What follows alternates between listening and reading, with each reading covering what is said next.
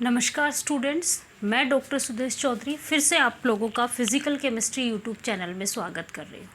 हम लोग BSc second year की स्टडी कर रहे थे, जिसमें हमने थर्मोडायनेमिक्स फर्स्ट स्टडी कर लिया था। थर्मोडायनेमिक्स फर्स्ट और सेकंड 2 यूनिट दी हुई हैं। थर्मोडायनेमिक्स फर्स्ट हमने कंप्लीट, कल की क्लास में हमारी थर्मोडायनेमिक्स फर्स्ट कंप्लीट हो गई है। आप लोगों से रिक्वेस्ट है कि आप इस चैनल को सब्सक्राइब कीजिए, लाइक कीजिए और ज़्यादा से ज़्यादा शेयर कीजिए, ताकि बच्चों को ज़्यादा से ज़्यादा स्टूडेंट्स अपने साथ जुड़ सके। यदि आप लोगों को इनमें कोई भी प्रॉब्लम्स हैं तो आप मुझे कमेंट करके बताइए, और आप लोग इसका बेल आइकन प्रेस कर लीजिए, ताकि जैसे ही हम वीडियो अपलोड करें आप लोगों को उसका नोटिफिकेशन पहुंच जाए और आप उसको जल्दी से एक्सेस कर पाओ। हम जो स्टडी कर रहे हैं वो बीएससी सेकेंड ईयर की यूनिट सेकंड स्टार्ट हो गई आज से। आप लोगों की यूनिट सेकंड का नाम है थर्मोडायनेमिक्स सेकंड।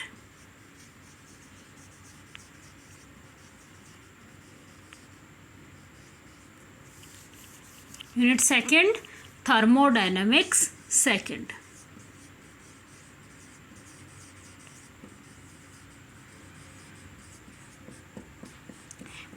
फर्स्ट थर्मोडायनेमिक्स में हमने केवल फर्स्ट लॉ ऑफ थर्मोडायनेमिक्स ही पढ़ा था। क्या पढ़ा था? First law of thermodynamics. इससे रिलेटेड भाई पहले हमने कॉमन टर्म्स पढ़ी थी थर्मोडायनेमिक्स में यूज़ आने वाली। उसके बाद हमने उसमें कि भाई जो जो कॉमन चीज़ें थी वो स्टडी किया था। उसके बाद फर्स्ट लॉ ऑफ थर्मोडायनेमिक्स पढ़ा था। फर्स्ट लॉ ऑफ थर्मोडायनेमिक्स जो हमें बता रहा था वो ये एनर्जी कंजर्वेशन के ऊपर बेस है। ये कहता है कि एनर्जी जो है उसको न तो हम क्रिएट कर सकते हैं और न ही एनर्जी को डिस्ट्रॉय कर सकते हैं, बल्कि एनर्जी को एक फॉर्म से दूसरी फॉर्म में कन्वर्ट कर सकते हैं। मीन्स ये हमें किस किस के बारे में डिफाइन कर रहा था? Q और W के रिलेशनशिप को तो डिफाइन कर रहा था, लेकिन किसको डिफाइन नहीं कर रहा था? हीट फ्लो को डिफाइन नहीं कर रहा था। कि फर्स्ट लॉ ऑफ थर्मोडायनेमिक्स जो है वो एनर्जी कंजर्वेशन लॉ के ऊपर बेस था, और क्या बता रहा था? एनर्जी को न तो क्रिएट कर सकते हैं और न ही डिस्ट्रॉय कर सकते हैं, बल्कि एनर्जी को एक फॉर्म से दूसरी फॉर्म में कन्वर्ट कर सकते हैं। मीन्स एनर्जी कंजर्वेशन को तो डिफाइन कर रहा था, लेकिन हीट फ्लो को डिफाइन नहीं कर रहा था कि ये जो हीट फ्लो है ये कौन सी डायरेक्शन में होगी, इसकी डायरेक्शंस को डिफाइन नहीं किया था। उसके बाद फर्स्ट ड्रॉबैक तो लिमिटेशंस इसकी क्या थी? कि इसने हीट फ्लो को डिफाइन नहीं किया। उसके बाद सेकंड, इसने ये नहीं बताया कि ये रिएक्शंस जो हैं वो स्पॉन्टेनियस होंगी या नॉन स्पॉन्टेनियस होंगी। मीन्स ये जो प्रोसेस हो रही है ये अपने आप होगी या इस प्रोसेस को करने के लिए हमें कोई एक्सटर्नल फोर्स लगाना पड़ेगा। मीन्स ये प्रोसेस होगी भी या ये नहीं होगी ये भी डिफाइन नहीं कर रहा था। तो सेकंड ड्रॉबैक क्या थी? कि ये हमें ये डिफाइन नहीं कर रहा था कि ये प्रोसेस होगी या नहीं होगी। होगी तो कितने एक्सटेंट तक होगी, मीन्स उसकी स्पॉन्टेनिटी क्राइटेरियाज को डिफाइन नहीं कर रहा था। थर्ड जो है ये नहीं बता रहा था कि ये जो हीट ली है, जो हीट इसको दी गई है वो ये इसके अकॉर्डिंग तो क्या है, जितनी हीट इसको दी है वो वर्क और उसकी इंटरनल एनर्जी में चेंज हो रही है। यही तो डिफाइन कर रहा था कि किसी भी सिस्टम को जो हम हीट देते हैं वो उससे कुछ वर्क करता है और रिमेनिंग हीट उसकी इंटरनल एनर्जी को चेंज करती है। हो सकता है यदि इंटरनल एनर्जी में चेंज नहीं आया, मीन्स कौन से सिस्टम में, यदि हम बात करें आइसोलेटेड सिस्टम की बात करें, आइसोलेटेड सिस्टम में क्यू तो हम दे ही नहीं रहे। क्या नहीं दे रहे? क्यों नहीं दे रहे? तो ये डिफाइन नहीं करता कि आइसोलेटेड सिस्टम में जो वर्क हो रहा है वो अपने आप होगा या इस वर्क को करने के लिए कोई एक्सटर्नल फोर्स की रिक्वायरमेंट होगी। 3 ड्रॉबैक पढ़ी हमने। पहली ड्रॉबैक ये नहीं बताता है कि हीट का फ्लो कौन सी डायरेक्शन में होगा, हीट की फ्लो का डायरेक्शन डिफाइन नहीं करता है। दूसरी बात जो है वो किसी भी प्रोसेस की स्पॉन्टेनिटी क्राइटेरियाज को डिफाइन नहीं करता है।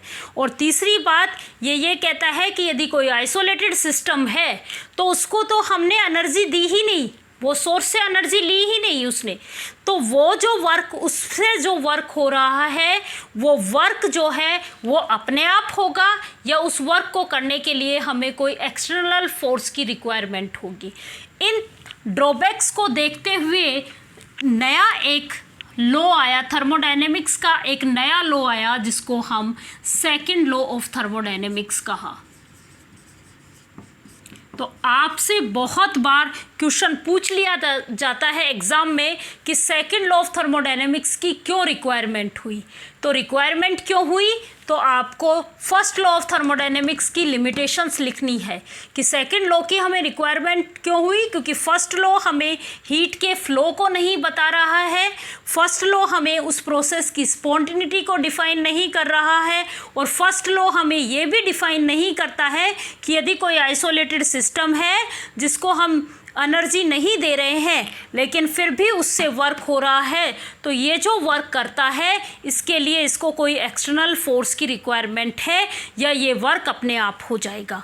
इन लिमिटेशंस को देखते हुए एक नया लॉ आया था जिसको हम सेकंड लॉ ऑफ थर्मोडायनेमिक्स कहते हैं। अब हम बार बार ये कहते हैं कि स्पॉन्टेनियस प्रोसेस वो प्रोसेस होती है जो अपने आप होती हैं, जिनको जैसे हम पानी को ऊंचाई से डाल रहे हैं तो हमें किसी भी एक्सटर्नल फोर्स की रिक्वायरमेंट नहीं होती है, तो पानी ऊंचाई से पानी का गिरना क्या कौन सी प्रोसेस है, स्पॉन्टेनियस प्रोसेस है। लेकिन यदि हम नीचे से पानी को कहीं ऊपर पहुंचाना है तो हमें कोई मैकेनिकल वर्क की रिक्वायरमेंट होती है, उसको करने के लिए हमें कोई मोटर यूज़ करते हैं, हम मोटर से पानी को चढ़ाते हैं, तो वो प्रोसेस हमारी क्या है, नॉन स्पॉन्टेनियस। उस प्रोसेस को करवाने के लिए तो हमें कोई एक्सटर्नल फोर्स की रिक्वायरमेंट हुई, वो प्रोसेस तो क्या कहलाती है, नॉन स्पॉन्टेनियस। और जिस प्रोसेस को करने के लिए हमें किसी एक्सटर्नल फोर्स की रिक्वायरमेंट नहीं होती है वो प्रोसेस क्या कहलाती है, स्पॉन्टेनियस। जो अपने आप होती हैं वो प्रोसेस स्पॉन्टेनियस कहलाती है, जिसको हमें करना होता है फोर्सफुली वो प्रोसेस नॉन स्पॉन्टेनियस प्रोसेस कहलाती है। इनका क्राइटेरिया आगे हम स्टडी करेंगे। अब आता है second law of thermodynamics. Different statements है सेकंड लॉ ऑफ थर्मोडायनेमिक्स में।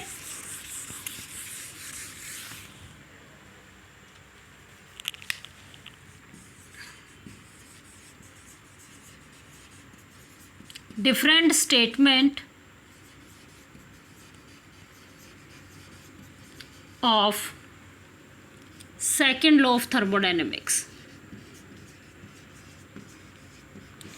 आपसे पूरा एक ही क्वेश्चन बनता है, पहले ये पूछ लिया जाता है कि सेकेंड लॉ ऑफ थर्मोडायनेमिक्स की ज़रूरत क्यों पड़ी, need of second law of thermodynamics.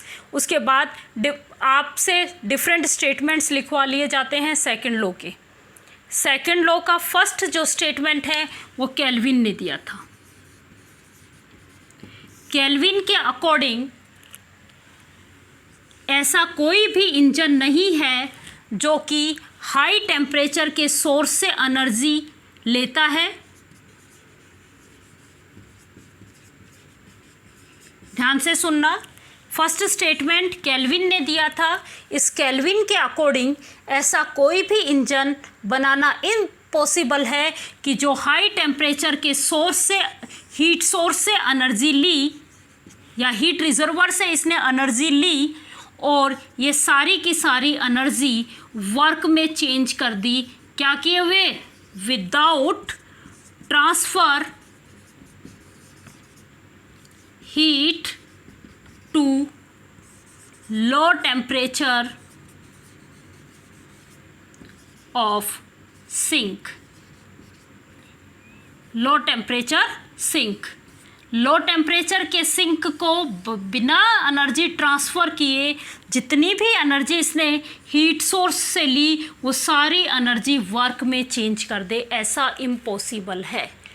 Kelvin ने क्या कहा कि ऐसा इंजन बनाना इम्पॉसिबल है कि कि वो हाई टेम्परेचर के हीट सोर्स से एनर्जी लेके बगैर सिंक को, लो टेम्परेचर के सिंक को एनर्जी दिए बिना, एनर्जी ट्रांसफ़र किए बिना सारी एनर्जी को वर्क में चेंज कर दे, ऐसा बनाना इम्पॉसिबल है केल्विन के अकॉर्डिंग। दूसरा जो था वो क्लॉसियस ने रेफ्रिजरेटर को डिफाइन करने के लिए दिया था।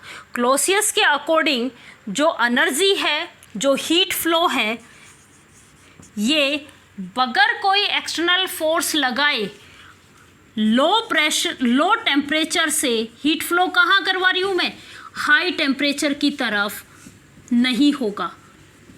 भाई हम जो हीट फ्लो स्टडी करते हैं नॉर्मली हमें पता भी होता है कि हीट फ्लो कैसे होता है, हाई टेम्परेचर से लो टेम्परेचर की तरफ।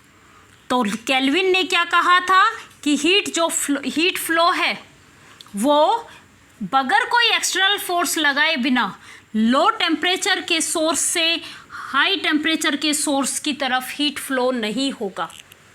फर्स्ट केल्विन ने कहा था, केल्विन के अकॉर्डिंग हीट इंजन बनाना ऐसा इम्पॉसिबल है जो कि हाई टेम्परेचर के हीट सोर्स से एनर्जी लेता है और सारी की सारी एनर्जी वर्क में चेंज कर दे बगैर कोई लो टेम्परेचर के सिंक को हीट ट्रांसफ़र किए हुए। उसके बाद सेकंड जो है वो क्लॉसियस ने कहा था, रेफ्रिजरेटर के ऊपर डिफाइन किया था और उसके अकॉर्डिंग कोई भी ऐसा स्पॉन्टेनियस प्रोसेस नहीं होता है जिसमें कि हीट जो है वो लो टेम्परेचर से हाई टेम्परेचर की तरफ फ्लो हो। ये इसके स्टेटमेंट थे। अब आता है कार्नोट साइकिल।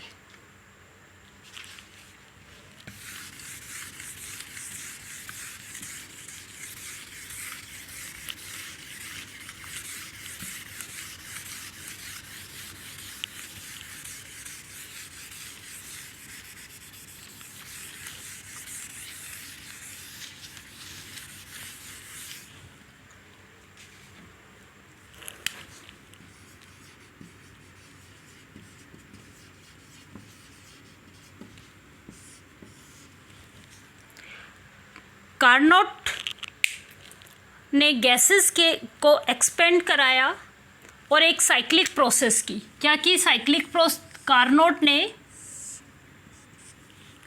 कार्नोट ने गैसेस, आइडियल गैसेस को पहले एक्सपेंड कराया, उसके बाद कंप्रेस कराया और एक पूरी साइक्लिक प्रोसेस की। इस प्रोसेस को क्या कहा? कार्नोट साइकिल कहा। क्या कहा? कार्नोट साइकिल कहा।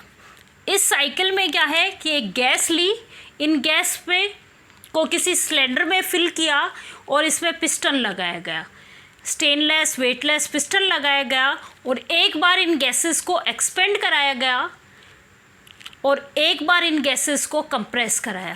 ये जो प्रोसेस थी ये 4 स्टेप में कंप्लीट कराई। कंप्रेस करने की और एक्सपेंड करने की और कंप्रेस करने की जो ये प्रोसेस है, पूरी साइक्लिक प्रोसेस, ये कितने स्टेप में कंप्लीट की? 4 स्टेप में। पहली क्या की उन्होंने? आइसोथर्मली एक्सपेंशन कराया उन गैसेस का। फर्स्ट स्टेप में क्या किया? आइसोथर्मली एक्सपेंशन कराया।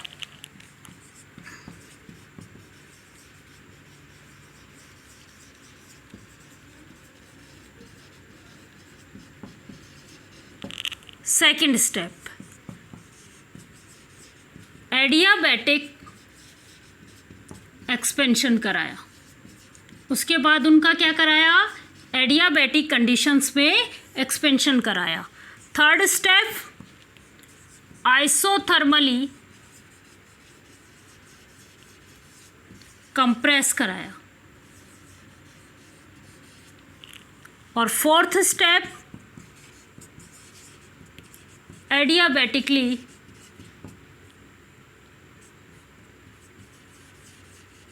कंप्रेस की। ये पूरी एक साइक्लिक प्रोसेस हुई। क्या हुआ? जितना एक्सपेंशन हुआ उतना ही वापस कंप्रेस हो गया। मीन्स उनकी इनिशियल जो स्टेट थी, पहले ए से बी में आया, यहाँ बी से सी स्टेट में पहुँचा, यहाँ सी से डी स्टेट में पहुँचा और यहाँ डी से वापस ए स्टेट में पहुँच गया। क्या काम कराया? इसलिए ये पूरी प्रोसेस कैसी है, साइक्लिक प्रोसेस है। क्या करवाया, पहले आइसोथर्मली एक्सपेंशन कराया।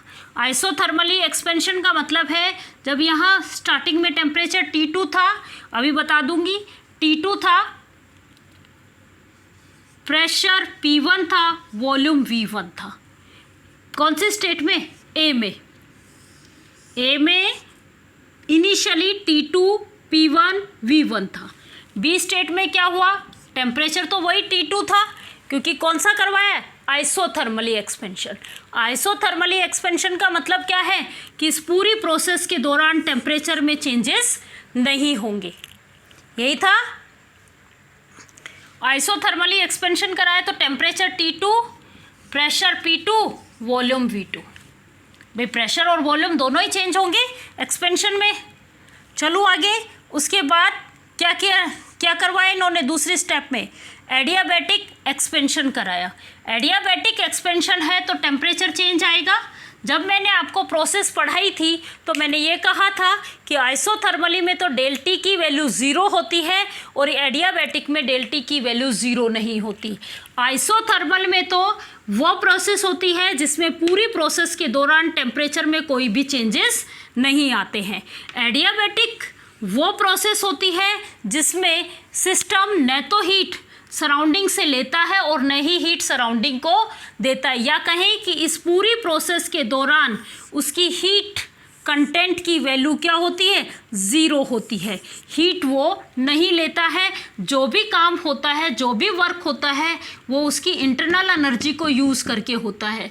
तो जब इंटरनल एनर्जी को यूज़ करके वर्क किया जाएगा तो उसके टेम्परेचर चेंज होगा।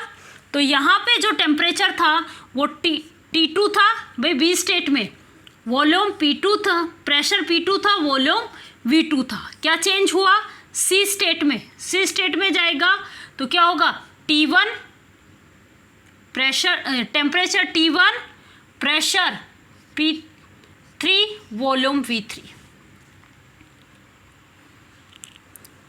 उसके बाद आइसोथर्मली कंप्रेस कराया तो सी स्टेट एज इट इज़, ये यही वैल्यू है भाई सी स्टेट की, T1 P3 V3। डी में क्या आया, टेम्परेचर तो वही, क्योंकि टेम्परेचर क्या आइसोथर्मली है, टेम्परेचर चेंज नहीं होगा। आइसोथर्मली प्रोसेस है, टेम्परेचर चेंज नहीं होगा। क्या था temperature, T1, pressure P4, volume V4। देखो डी ऐसे कैसे, T1 P4 V4, लेकिन ए इनिशियल स्टेट देखो ये रही, क्या है, T2 P1 V1। एक बार आपको ये समझ में आया क्या, कार्नोट ने क्या किया, इन गैसेस को एक्सपेंड भी कराया और कंप्रेस भी कराया और पूरी एक साइकिल प्रोसेस करवाई। ये जो प्रोसेस थी ये क्या थी, साइक्लिक प्रोसेस थी। कार्नोट ने इन गैसेस के एक्सपेंड और कंप्रेस करके एक साइक्लिक प्रोसेस कराई, इसलिए इसको क्या कहा जाता है, कार्नोट साइकिल। क्या कहा जाता है इसको, कार्नोट साइकिल। उन्होंने क्या किया, इन गैसेस को लिया, इन गैसेस को लिया या कोई गैसेस सिस्टम लिया, इस सिस्टम पे एक वेटलेस और वेटलेस स्टेनलेस क्या लगा दिया, पिस्टन लगा दिया गया और पिस्टन लगाया और गैस भरी गई। एक बार इन गैसेस में, अब 4 प्रोसेस कराएगा इन गैसेस के साथ में, कितनी प्रोसेस होंगी, 4 प्रोसेस। क्या होगा कि वो किसी सोर्स से, जो हाई टेम्परेचर के सोर्स से कितनी एनर्जी लेता है, Q2 एनर्जी लेता है। ध्यान रखना क्या किया स्टेप फर्स्ट में कि हाई टेम्परेचर के सोर्स से क्या लिया, Q2 एनर्जी अब्जॉर्ब की और इन गैसेस को एक्सपेंड कराया। क्या किया कि हाई टेम्परेचर के सोर्स से Q2 एनर्जी ली और इनको एक्सपेंड कराया। कौन सी प्रोसेस में, एक बार आइसोथर्मली और एक बार एडियाबैटिक। तो जब यहाँ पे एनर्जी Q2 ली है इन्होंने, यहाँ पे एनर्जी Q2 ली है, यहाँ कितनी एनर्जी लेगा भाई, यहाँ तो एनर्जी क्या लेगा, 0। यहाँ एनर्जी की वैल्यू Q2 है, यहाँ एनर्जी क्या है, 0। उसके बाद आइसोथर्मली कंप्रेस। कंप्रेस कब होगी गैसेस? जब वो एनर्जी जो ली है उसमें से कुछ पार्ट एनर्जी देगा। तो ये क्या करेगा, लो टेम्परेचर के सिंक को Q1 एनर्जी देगा। क्या किया इन्होंने यहाँ पे कि लो टेम्परेचर के सिंक को क्या एनर्जी दी, Q1 एनर्जी दी। लो टेम्परेचर के सिंक, जब लो टेम्परेचर का सिंक है उसका हमने टेम्परेचर क्या माना है, T1। आपकी मर्जी है, आपको किसी ने कहा नहीं कि इसको T2 मानो, आप इसको T1 मान सकते हो और इसको T2 मान सकते हो। लेकिन आप जब लिखते हो तो जब अगर आपने इसको T1 माना है, कौन से को, सोर्स को, तो ये सबसे पहले सोर्स से ही एनर्जी लेता है। इसलिए जो प्रोसेस हो रही है एक्सपेंशन, उसका टेम्परेचर क्या है, T1। अगर आपने इसको T1 माना है तो T1 लिखोगे और अगर आपने इसको T2 माना है तो T2 लिखोगे। मैं क्या कह रही हूँ, किसने क्या किया कि सोर्स से इस गैस पे क्या वर्क कराया कि सोर्स से हाई टेम्परेचर के सोर्स, जिसका हीट रिजर्वर दो होते हैं, किसी भी इंजन में दो तरीके के हीट रिजर्वर लगे हुए होते हैं, एक हाई टेम्परेचर का और एक लो टेम्परेचर का। या कहें कि हीट रिजर्वर जो होते हैं ऊष्म भंडारण, वो दो तरीके के होते हैं, एक स्रोत कहलाता है और एक सिंक कहलाता है। किसी भी इंजन में जो ऊष्म भंडारण जो होते हैं वो दो होते हैं, एक क्या कहलाएगा, स्रोत कहलाएगा और एक सिंक कहलाएगा। स्रोत क्या है, सोर्स क्या है, जिनसे एनर्जी ली जाती है, जिनसे एनर्जी, जब इंजन वर्क कर रहा है तो क्या करेगा, एक हीट रिजर्वर से एनर्जी लेगा, कुछ वर्क करेगा और रिमेनिंग क्या करेगा, दूसरे हीट रिजर्वर को एनर्जी देगा।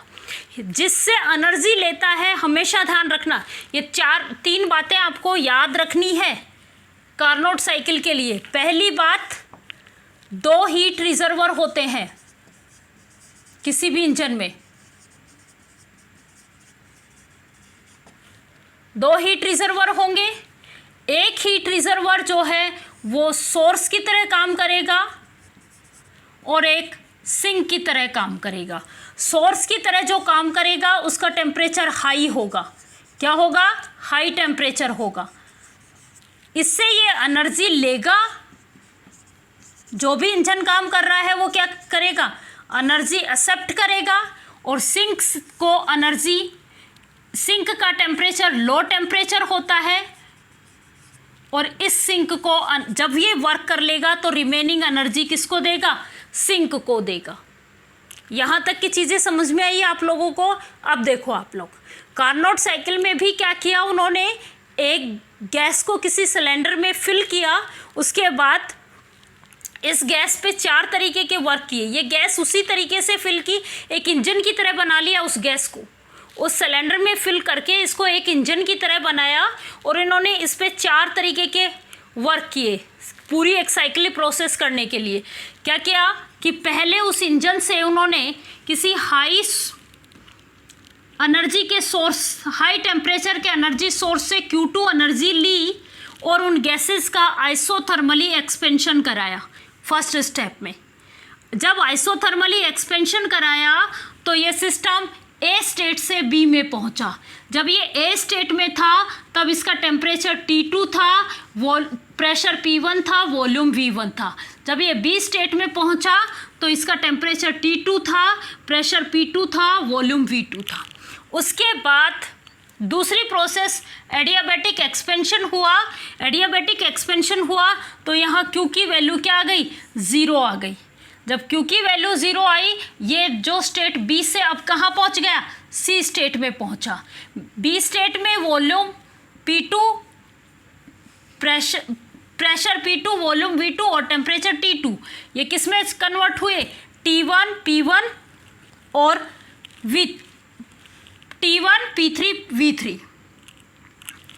उसके बाद इसको आइसोथर्मली कंप्रेस कराया। जब ये आइसोथर्मली कंप्रेस कराता है तो लो सिंक को, जिसका टेम्परेचर लो था सिंक को, उसको Q1 एनर्जी दे देता है। भाई इसने यहाँ पे वर्क किया, रिमेनिंग एनर्जी किसको दी, सिंक को दी, तो वो क्या कितनी एनर्जी देगा, Q1 एनर्जी दे देगा। Q1 एनर्जी देगा तो टेम्परेचर इसका यहाँ पे कितना था T1, लेकिन यहाँ पे भी क्या होगा T1, क्योंकि प्रोसेस कौन सी है, आइसोथर्मली। उसके बाद एडियाबैटिकली में Q की वैल्यू क्या आ जाएगी यहाँ पे 0, कि इसने न तो एनर्जी ली और न एनर्जी दी। तो एनर्जी कितनी ली थी इसने, Q2 एनर्जी दी और Q1 एनर्जी ली। Q2 एनर्जी तो इसने सोर्स से ली और Q1 एनर्जी सिंक को दे दी। तो इसके द्वारा एक्सेप्ट एनर्जी कितनी है, Q2 माइनस Q1। जब हम इसकी एफिशिएंसी निकालेंगे तो एफिशिएंसी, किसी भी इंजन की एफिशिएंसी क्या होती है, कार्नोट इंजन की एफिशिएंसी क्या होगी, उसके द्वारा किया गया वर्क भी निकालेंगे हम। एफिशिएंसी को हम नीटा से डिनोट करते हैं। किसी भी चीज़ की एफिशिएंसी क्या है, उसके द्वारा किया गया वर्क अपॉन उसके द्वारा ली गई एनर्जी, कि उसको इतनी एनर्जी देने पे इतना वर्क हो रहा है, वो उसकी क्या कहलाती है, एफिशिएंसी कहलाती है। तो इसके द्वारा कितनी एनर्जी ली इसने, Q2 एनर्जी ली है और Q1 एनर्जी इसने वापस भी दे दी। तो रिमेनिंग एनर्जी इसके पास कितनी बचेगी, Q2 माइनस Q1। और टोटल वर्क क्या होगा, W। ये जो W वर्क होगा ये किस किस का होगा, आइसोथर्मली एक्सपेंशन वर्क प्लस में एडियाबैटिक एक्सपेंशन वर्क प्लस में आइसोथर्मली कंप्रेस वर्क प्लस में एडियाबैटिक कंप्रेस वर्क। ये जो W होगा ये होगा isothermally expansion work W1, W2, W3 और W4। W1 plus W2 plus W3 plus W4, ये हमारे पास टोटल वर्क आ जाएगा। अब हम इन W1, W2, W3, W4 की वैल्यू निकालेंगे। यहाँ से आगे का प्रोसेस हम कल स्टडी करेंगे। हमने आज पढ़ा था कि फर्स्ट लॉ कि क्या क्या लिमिटेशंस थी, कि फर्स्ट लॉ हमें हीट के फ्लो को नहीं बता रहा था, फर्स्ट लॉ किसी भी प्रोसेस की स्पॉन्टिनिटी को डिफ़ाइन नहीं कर रहा था, फर्स्ट लॉ ये नहीं डिफ़ाइन कर रहा था कि कोई आइसोलेटेड सिस्टम है और उसमें जो वर्क हो रहा है वो अपने आप होगा या उसके लिए कोई एक्सटर्नल फोर्स की रिक्वायरमेंट होगी। इन लिमिटेशंस को देखते हुए सेकंड लॉ आया थर्मोडायनेमिक्स का। सेकंड लॉ ऑफ थर्मोडायनेमिक्स को सबसे पहले केल्विन ने डिफाइन किया था।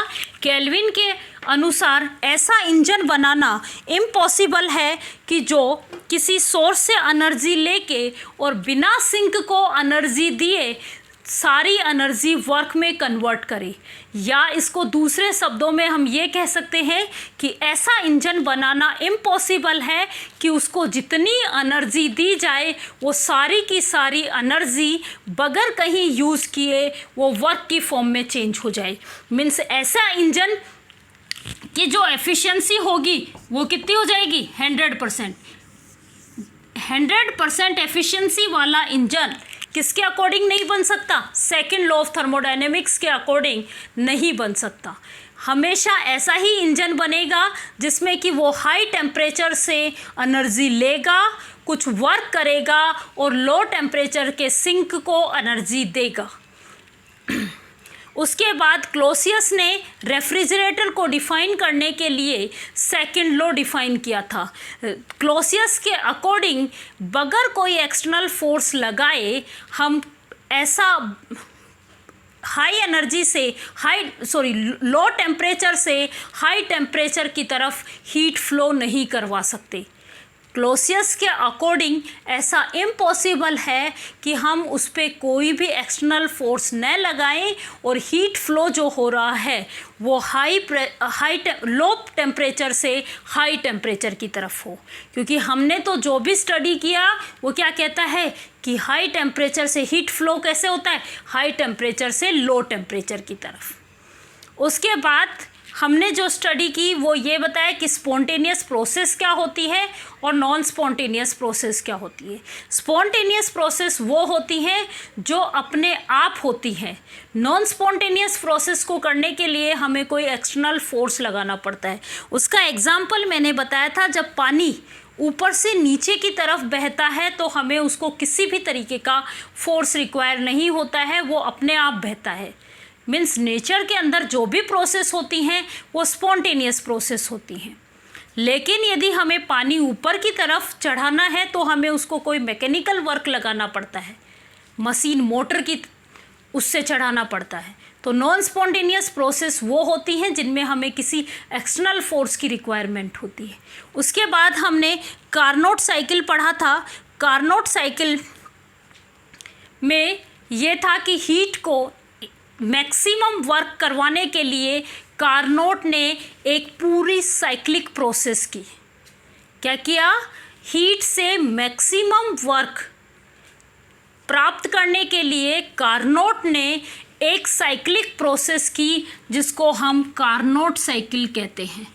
इस साइकिल के अकॉर्डिंग कार्नोट ने इन गैसेस पे 4 तरीके की प्रोसेस करवाई और वापस अपनी इनिशियल पोजीशन में पहुंच गई। आइसोथर्मली एक्सपेंशन कराया उन गैसेस का, एडियाबैटिक एक्सपेंशन कराया, आइसोथर्मली कंप्रेस कराया और एडियाबैटिक कंप्रेस कराया। इसको कराने के लिए उन्होंने इस गैस को एक इस तरीके के सिलेंडर में फिल किया जिसमें पिस्टन लगा हुआ है। ये पिस्टन वेटलेस है और स्टेनलेस है। इसके बाद उन्होंने किसी सोर्स जिसका हाई टेम्परेचर था, उस हीट रिजर्वर जो कि सोर्स की तरह बिहेव कर रहा था, उससे Q2 एनर्जी ली और उससे 2 तरीके के वर्क कराई। कौन से? आइसोथर्मली एक्सपेंशन और एडियाबैटिक एक्सपेंशन। उसके बाद उसने कुछ एनर्जी जो बची थी वो सिंक को दी और उसके बाद 2 वर्क हुए। कौन से? आइसोथर्मली कंप्रेस और एडियाबैटिक कंप्रेस। कल की क्लास में हम इनके वर्क निकालेंगे टोटल, और वर्क जब हमारे पास आ जाएगा वर्क की वैल्यू भी निकालेंगे और Q2 और Q1 की वैल्यू भी निकालेंगे। जब ये वैल्यू आ जाएगी तो हम ही इस हीट इंजन की एफिशिएंसी की स्टडी करेंगे। Thank you.